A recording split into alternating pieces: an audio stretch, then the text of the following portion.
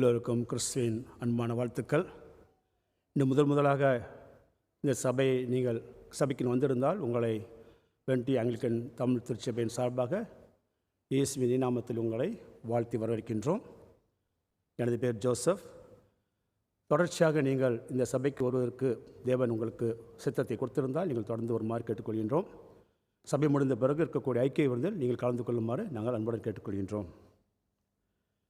தேவ செய்திக்கு முன்பாக நாம் தேவன் நோக்கி மன்றாடும். அன்பான தேவனே, நம்முடைய வேதவசனங்கள் மூலமாக நாங்கள் பார்க்கக்கூடிய காரியங்களே நீதாமே நீங்கள் அறிந்து கொள்ளும் புரிந்து கொள்ளும் பர்சாவின் வல்லமைகள் தருமாறு கொண்டாடுகின்றோம். இந்த தேவ செய்தியை நான் மேடம் ஆண்டவரை மக்களிடம் பகிர்ந்து கொள்ளும் பொழுது உம்முடைய தெய்வீக பலத்தாலும் வல்லமையாலும் தாழ்ச்சியுடனும் அதே சமயத்தில் தெளிவாக சொல்ல எனக்கு பலத்தை தாரும். இயேசு நாமத்தின் முன்னாடி அன்பு தந்தையே, ஆமென்.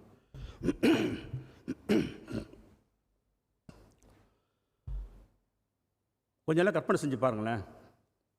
கல்யாணத்துக்காக ஊருக்கு போகிறீங்க, ஷாப்பிங் பண்ணுறீங்க, உங்களுக்கு நல்ல கல்யாணத்துக்கு போகிறதுக்கு நல்ல ட்ரெஸ் வாங்கிக்கிறீங்க, கல்யாண பரிசு கிஃப்ட்லாம் வாங்கிக்கிறீங்க. ஷாப்பிங் முடிஞ்சுட்டு வீட்டுக்கு வரீங்க. நம்ம ஊரில் தெரியுங்களா, எங்கே பள்ளம் போட்டு வெட்டி வச்சுருப்பான் நம்மளுக்கு யாருக்குமே தெரியாது. உங்களை அறியாமல் ஒரு பள்ளத்தில் தவறி விழுந்துடுறீங்க. நல்ல வேலை உங்களுக்கு ஒரு காயம் படலை, தப்பிச்சிட்டிங்க. ஆனால் பள்ளத்துலேருந்து எதிர்ச்சப்பம் தெரியுது, உங்கள் ட்ரெஸ்ஸு ஃபுல்லாக ஒரே சேறு சகதியமாக இருக்குது. வீட்டுக்கு வரீங்க, கல்யாணத்துக்கு போனோம். இப்போ நீங்கள் வாங்கியிருக்க புதிய ட்ரெஸ்ஸை ஏற்கனவே அழுக்கான சகதியின் ட்ரெஸ்ஸுமான அந்த ஆடை மேலே போட்டுக்குவீங்களா? போட்டுக்க மாட்டோம் இல்லைங்களா? என்ன செய்வோம்? பழைய ஆடையை கலந்து விட்டு புதிய ஆடையை அணிந்து கொள்வோம். இதுதான் இன்று பவுல் நம்மிடம் பேசப் போகின்றார்.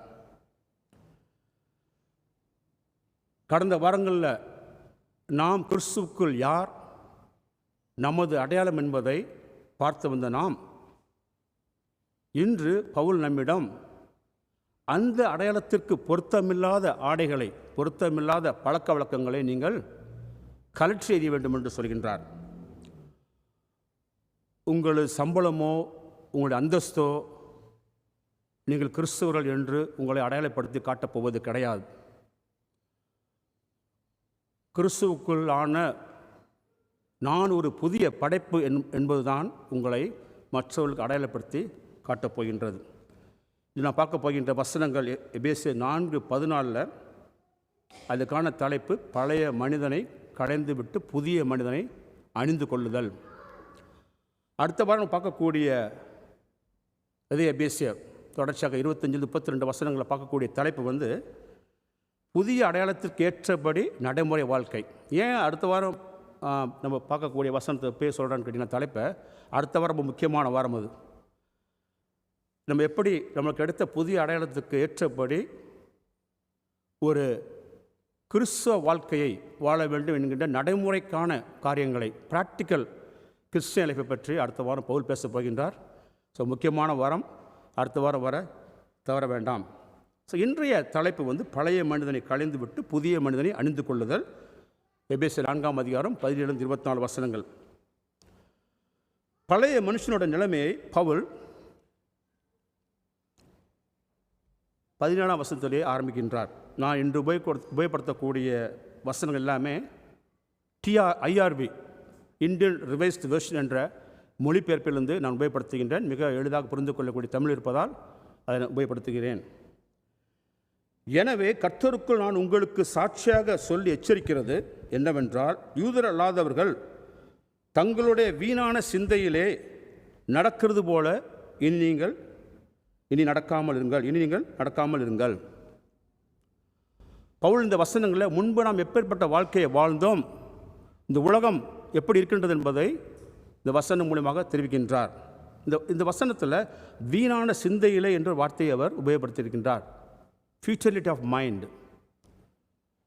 பணம் மட்டுமே நிலையான சந்தோஷத்தை தரும் என்று சொல்லி பலர் அந்த பணத்தை தேடி ஓடி உழைத்து பணத்தை சம்பாதித்த பிறகு கடைசியில் அவர்களுக்கு எஞ்சியிருப்பது வெறுமைதான். பிரசங்கி 1 வசனத்திலே பிரசங்கியார் சொல்லுகின்றார், மாயை எல்லாமே மாயை என்கின்றார். எக்லிசியாஸ்டிஸ் சாப்டர் 1:2 நம்ம பார்க்குறோம், vanity of vanities all is vanity. மனிதர்களுடைய பாராட்டும் புகழுக்காகவே சில தங்களை வாழ்க்கையை அர்ப்பணித்து வாழ்ந்துவிட்டு தேவனை பற்றியோ சத்தியத்தை பற்றி அறியாமல் வாழ்வதுதான் வீணான சிந்தையிலே வாழ்வது. எல்லாருமே இப்படி தான் வாழ்கிறாங்க என்று சொல்லி பாவம் என்று தெரிந்து கூட இந்த பாவ வாழ்க்கையிலே தொடர்ந்து வாழ்வது வீணான சிந்தையிலே வாழ்வது என்பதற்கு அர்த்தமாகின்றது. நித்தியத்தை பற்றி, அதாவது இட்டர்னிட்டியை பற்றி, நான் இறந்த பிறகு நான் போக வேண்டிய இடத்தை பற்றி கொஞ்சம் கூட சிந்திக்காமல் பொழுதுபோக்குகள், அடிமைத்தனத்தை கொண்டு போகின்ற பாவங்கள், பெருமைகள், தற்காலிக இன்பங்களுக்காக வாழ்வதுதான் வீணான சிந்தையிலே வாழ்வது, ஃபியூட்டிலிட்டி ஆஃப் மைண்ட். தேவனுடைய வார்த்தையும் ஜெபத்தையும் புறக்கணித்துவிட்டு மனிதனுடைய ஞானத்தையும் மனிதனுடைய அறிவாற்றலையுமே நம்பி இருப்பதுதான் வீணான சிந்தையில் வாழ்வது. பவுல் இங்கே விசுவாசிகள் இப்படிப்பட்ட பழைய வாழ்க்கை அவர்கள் அந்த முறையில் தொடர்ந்து வாழக்கூடாது என்று அவர் எச்சரிக்கின்றார். 18ஆம் வசனத்திலே, அவர்கள் புத்தியில் இருள் அடைந்து தங்களுடைய இருதய கடினத்தினால் தங்கள் இருக்கும் அறியாமையினாலே தேவன் தரும் ஜீவனுக்கு அந்நியர்களாக இருந்து. அவர்கள் புத்தியில் இருள் அடைந்து, மனித சிந்தனை, மனித ஞானம், மனித அறிவாற்றல் பார்ப்பதற்கு பிரமாதமாக இருக்கலாம், கேட்பதற்கு பிரமிப்பாக இருக்கலாம். ஆனால் ஆவிக்குரிய காரியங்களிலே அதில் ஒரு நோக்கம் இல்லாமல், அர்த்தம் இல்லாமல் போய்விடுகின்றது. இன்னும் சொல்லப்போனால் பாவம் அறிவாற்றலை பாதிக்கின்றது. ஆவிக்குரிய குருட்டுத்தனம், இது ஸ்பிரிச்சுவல் பிளைண்ட்னஸ் என்பது மனதில் உள்ள குறைபாடு கிடையாது, அது ஆன்மீக சம்பந்தப்பட்ட ஒரு மாபெரும் பிரச்சனை. அது மனிதர்கள் உண்மை அறிந்திருந்தாலும், கண்களுக்கு முன்பாக உண்மை தெளிவாக இருந்தால் கூட அந்த உண்மையை காணாமல் அவர்கள் குருடர்களாக இருக்கின்றார்கள். உலகத்தின் அரசன் சாத்தானும் அவருடைய கண்களை குருடாக்கி விடுகின்றான். இதற்கான வசனம் 2 கொரிந்தியர் 4:4 பார்க்கலாம். தேவனுடைய சாயலாக்கிற கிறிஸ்துவின் மகிமையான சுவிசேஷத்தின் ஒளி அவிசுவாசிகளாகி அவர்களுக்கு பிரகாசமாக இராதபடிக்கு இப்பிரபஞ்சத்தின் தேவனானவன் அவருடைய மனதை குருடாக்கினான். தேவனுக்கு விரதமாக இருக்கக்கூடிய உலகத்தின் அரசன் சொல்லக்கூடிய சாத்தான் முக்கியமாக கடவுளுடைய நற்செய்தி என்பதை அறியாதபடிக்கு கண்களை குருடாக்குகின்றான். 18ஆம் வசனத்தில் பார்க்கலாம். அவர்கள் புத்தியில் இருள் அடைந்து தங்களுடைய இருதய கடினத்தினால் தங்கள் இருக்கும் அறியாமையினாலே தேவன் தரும் ஜீவனுக்கு அந்நியர்களாக இருந்து உணர்வில்லாதவர்களாக எல்லாவித அசுத்தங்களையும் ஆவலோடு செய்வதற்கு தங்களை காம இச்சைகளுக்கு ஒப்பு கொடுத்திருக்கிறார்கள். இருதய கடினம், ஹார்ட்னஸ் ஆஃப் ஹார்ட். இருதய கடினம் என்பது பிடிவாதமான எதிர்ப்பிலையும் கலகத்திலே வருகின்றது. த ஸ்டபர்ன் ரெசிஸ்டன்ஸ் என்ற ரெபலியன் மூலமாக வரக்கூடியதான் இந்த இருதய கடினம். இந்த இருதய கடினத்துக்கு இந்த பிரச்சனை காரணம் என்னவென்றால், கடவுளை பற்றிய தகவல் பற்றாக்குறை கிடையாது, ஆனால் கடவுளுக்கு எதிரான மனப்போக்கு தான் இந்த இருதய கடினத்துக்கு காரணமாக இருக்கின்றது. உணர்வில்லாதவர்களாக என்று இங்கே பவுல் சொல்கின்றார். தொடர்ச்சியான பாவம் இருதயத்தை கடினப்படுத்துகின்றது, கேர்லெஸ் ஆக்கின்றது. காப்பு காட்சி போய் சொல்லுவாங்களே, அது மாதிரி கடினமாக்கி விடுகின்றது. அதாவது பாவம் செய்யும்போது பாவம் ஒரு குற்றமே இல்லை, கொஞ்சம் கூட அதற்கான ஒரு வருத்தமே இல்லாத ஒரு நிலைக்கு செல்வது. இது முடிவில் பார்க்குற எல்லாவித அசுத்தங்களையும், அதாவது காம இச்சைகள் முதற்கொண்டு மற்ற எல்லா விதமான பாவங்களையும் ஆவலோடு தைரியத்தோடு எந்த பயம் இல்லாமல் மனசாட்சி இல்லாமல் செய்ய வைக்கின்றது இந்த கடினமான இருதயம். முடிவிலே தேவனுடைய காரியங்களிலே கொஞ்சம் கூட ஆர்வம் காட்டாமல் உணர்ச்சியற்ற நிலைக்கு தள்ளிவிடுகின்றது.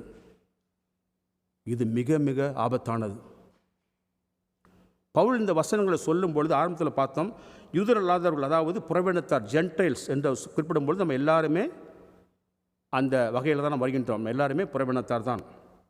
இந்த புறவினத்தார்கள், அதாவது கடவுளை அறியாமல், கடவுளை அறிய விருப்பப்படாமல், கடவுளை விருப்பவர்கள், கடவுள் காரியத்தில் முக்கியத்துவம் கொடுக்கிறார்கள், எல்லாருமே பற்றி இங்கே பவுல் பேசுகின்றார். அவர்கள் அப்படி நடப்பதற்கு காரணம் என்னவென்றால் அவருடைய அறியாமை கிடையாது, மாறாக அவருடைய கடினமான இருதயமே. பவுல் என்னிடம் உங்களிடம் கேட்கக்கூடிய கேள்வி இதுதான். நீங்கள் விசுவாசியாக இருக்கலாம், வாரந்தோறும் தவறாமல் நீங்கள் சர்ச்சுக்கு வரலாம், சபைக்கு வரலாம். ஆனாலும் நீங்கள் இன்னும் உங்கள் பழைய உலக வாழ்க்கையின்படி தான் வாழ்ந்து கொண்டிருக்கிறீர்களா? மற்றவர்கள் போல பொறாமைப்படுவது, பெருமை பேசுவது, கோபப்படுவது, இவை எல்லாமே உங்களுடைய பழைய அடையாளத்தின் எச்சங்கள், கழிவுகள், அழுக்குகள் என்பதை நாம் மறந்துவிட வேண்டாம். வசனம் 17-19 பார்த்தோம். பழைய பாவ வாழ்க்கையோட இருளை பற்றி, டார்க்னஸை பற்றி அவர் பவுல் பேசினார். இப்போ நம்ம பார்க்க போகிற வசனங்களில் கிறிஸ்துவ மனம் திரும்புதலும் பரிசுத்தப்படுத்தலும் என்பதை பற்றி மிக தெளிவாக பவுல் பேசப் போகின்றார். மிக முக்கியமாக கிறிஸ்துவ மனம் திரும்புதல். மற்ற மனம் திரும்பலுக்கும் கிறிஸ்துவ மனம் திரும்பலுக்கும் நிறைய வித்தியாசம் இருக்கின்றது. நான் வடக்கு நோக்கி போய்கொண்டிருக்கின்றேன். இந்த வடக்கு நோக்கி செல்லக்கூடிய பாதை கடவுள் தவறு என்று சொல்லும் பொழுது உடனே யூட்டன் அடித்து தெற்கு நோக்கி செல்வதுதான் கடவுள் சரியான பாதை என்றால் அது தெற்கு நோக்கி செல்வதுதான் கிறிஸ்துவ மனம் திரும்புதல். நான் வடகிழக்கு பக்கம் போயிட்டு வரேன், வடமேற்கு பக்கம் போயிட்டு தெற்கு வரங்கிறது உண்மையான கிறிஸ்துவ மனம் திரும்புதல் கிடையாது. Complete U-turn. பரிசுத்தப்படுத்தல் என்பது சாங்டிஃபிகேஷன், கடவுள் நம்மை தூய்மையாக்குவதற்காக செய்யக்கூடிய காரியம். அது உண்மையான கிறிஸ்துவம் என்பது ஒழுக்கத்தில் ஏற்படுகின்ற முன்னேற்றம் கிடையாது. உண்மையான கிறிஸ்துவம் என்பது கிறிஸ்துவ மூலமாக நமது அடையாளம் முழுமையாக புதுப்பிக்கப்படுவதுதான் உண்மையான கிறிஸ்துவம். 20ஆம் வசனம் பார்க்கலாம். நீங்களோ இவ்விதமாய் கிறிஸ்துவை கற்றுக்கொள்ளவில்லை, but you have not so learned Christ. கிறிஸ்துவை கற்றுக்கொள்ளவில்லை என்ற அந்த வார்த்தை மிக மிக முக்கியமான வார்த்தை. அது பவுல் கிறிஸ்துவை பற்றி கற்றுக்கொள்ளுங்கள் என்று சொல்லவில்லை, நீங்கள் கிறிஸ்துவை இப்பேற்பட்ட கிறிஸ்துவை கற்றுக்கொள்ளவில்லை என்று சொல்கின்றார். அது கற்றுக்கொண்ட கிறிஸ்துவை பற்றி அவர் இங்கே பேசுகின்றார். இது அர்த்தம் என்ன? இயேசுவுடனான தனிப்பட்ட உறவு, அதனால் நமது சிந்தை, வாழ்க்கை, நடத்தை ஆகியவற்றை அந்த உறவு தான் மாற்றுகின்றது. பழைய வாழ்க்கைக்கும் கிறிஸ்துவ வாழ்க்கைக்கும் இடையே உள்ள மாறுபாட்டை பவுல் இங்கே சுட்டி காட்டுகின்றார். கிறிஸ்துவம் வந்து இயேசுவை பற்றிய அறிந்து கொண்டிய ஒரு தகவல் தொகுப்பு கிடையாது. கிறிஸ்துவம் என்பது நம் தனிப்பட்ட வாழ்க்கையும் நம்முடைய சிந்தையும் மாற்றக்கூடிய இயேசுவோட ஒரு தனிப்பட்ட உறவு, எ பர்சனல் ரிலேஷன்ஷிப். கிறிஸ்துவை உண்மையாக அறிந்தால் அது மாற்றத்தை கொண்டு வரும். ஒரு கிறிஸ்துவை அறிந்ததாக சொல்லிவிட்டு மாற்றம் இல்லாமல் வாழ்ந்தால் அவர் இயேசு கிறிஸ்துவை அறிந்து புரிந்து கற்றுக்கொண்டவரா என்கின்ற ஒரு சவாலான கேள்வியை பவுல் நம்மிடம் கேட்கின்றார். 21ஆவது வசனம். இயேசுவினிடத்துள்ள சத்தியத்தின்படியே நீங்கள் அவரிடத்தில் கேட்டறிந்து அவரால் போதிக்கப்பட்டீர்களே. அவரிடத்தில் கேட்டறிந்து, எப்படி?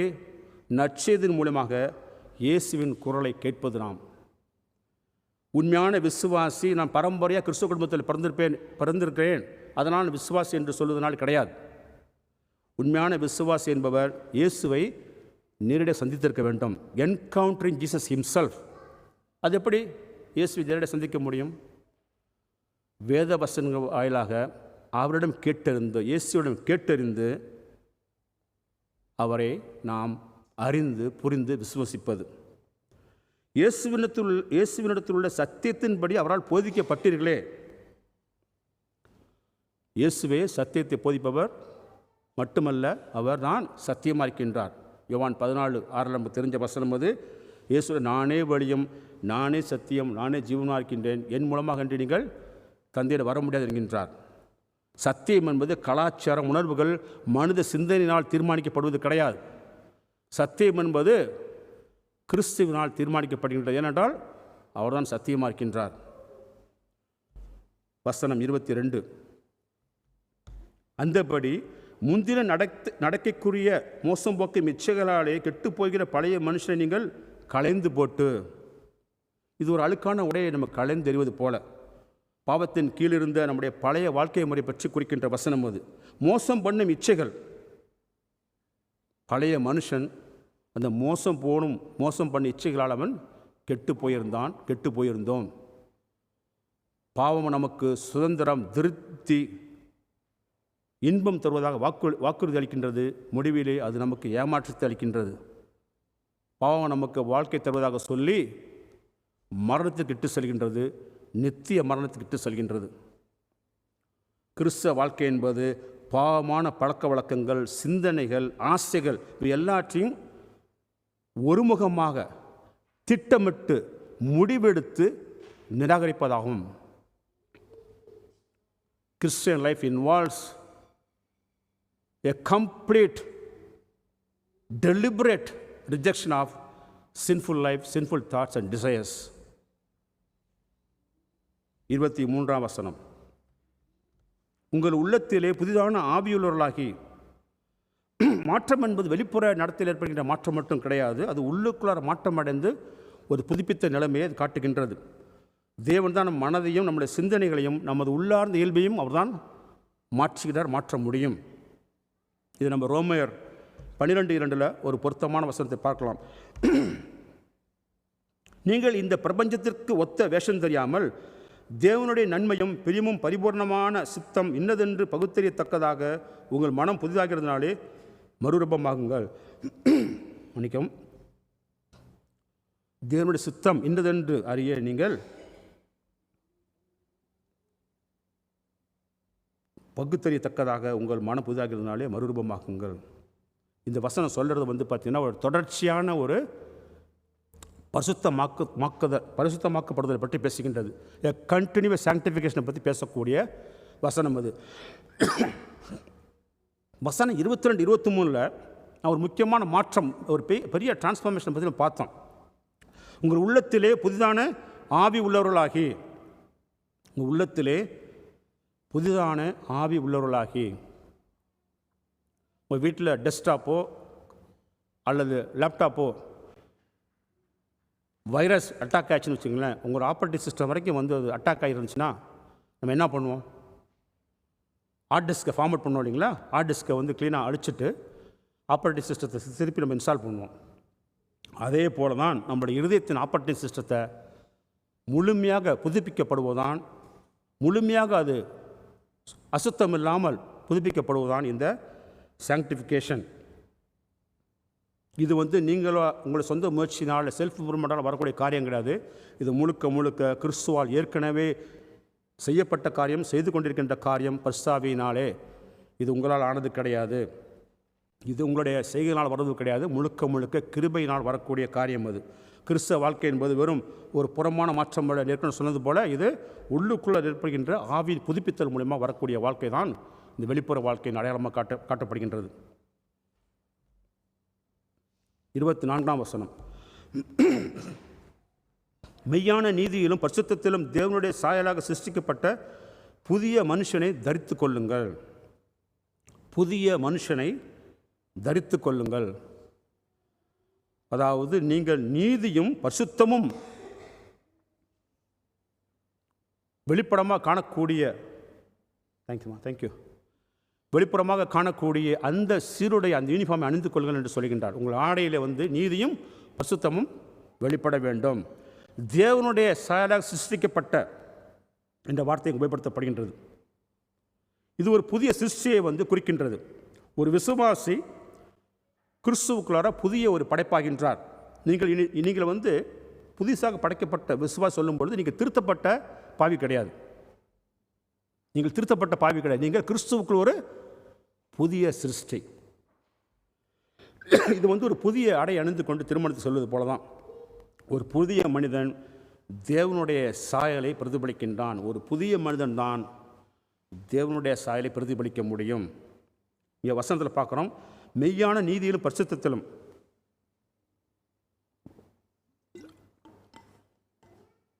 மெய்யான நீதியிலும் பரிசுத்தத்திலும். நீதி என்று சொல்லும் பொழுது இது நம் மற்றவர்களோடான தொடர்பை காட்டுகின்றது. மக்களோடான தொடர்பு. மற்ற மக்களோட நம்ம எப்படி ஒரு நீதி நேர்மையாக நாம் நம் அன்பை வளர்க்கின்றோம் என்கக்கூடிய ஒரு தொடர்பு. அதாவது ஒரு அகண்ட வாக்கில் போகக்கூடிய அன்பான இருக்கின்றது. ஹரிசாண்டல் லவ் நீதின்னு சொல்லும் பொழுது. பரிசுத்தம் என்று சொல்லும் பொழுது இது தேவனுடையான நம்ம அன்பை குறிக்கின்றது. நம்முடைய மன சிந்தனைகள், நம்முடைய வாழ்க்கை முறைகளை நாம் தேவனுக்கு அர்ப்பணித்து தூய்மையாக வாழ்வதுதான் பரிசுத்தமான வாழ்க்கை என்று நாம் இங்கே அர்த்தம் கொள்ள வேண்டும். கிறிஸ்தவ வாழ்க்கை என்பது மறுபடியும் சொல்கிறேன், புறமான வெளிப்புற தோற்றங்களால் வருவது கிடையாது. அது உள்ளான ஆவின் புதுப்பித்தல் மூலமாக வெளியே வருகின்ற மாற்றங்கள். அது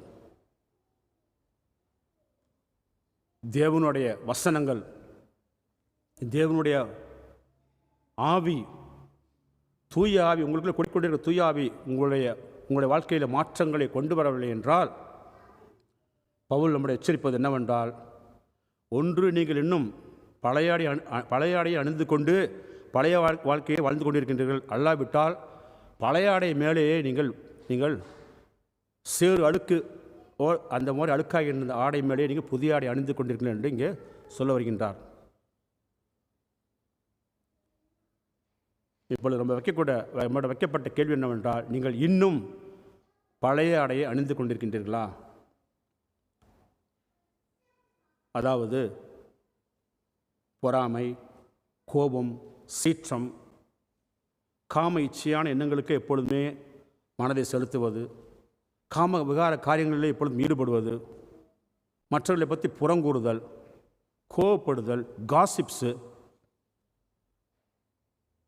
சுயநலமான வாழ்க்கை, மற்றவர்களுக்காக தியாகம் செய்யாத வாழ்க்கை, எனக்கு மட்டும் வாழ்ந்து கொண்டிருக்கின்ற வாழ்க்கை, உலக காரியங்களே தேடிக்கொண்டிருக்கின்ற வாழ்க்கை, தேவனை மதிக்காத வாழ்க்கை, தேவனிடம் செல்லாத வாழ்க்கை, தேவனிடம் ஜெபிக்காத வாழ்க்கை,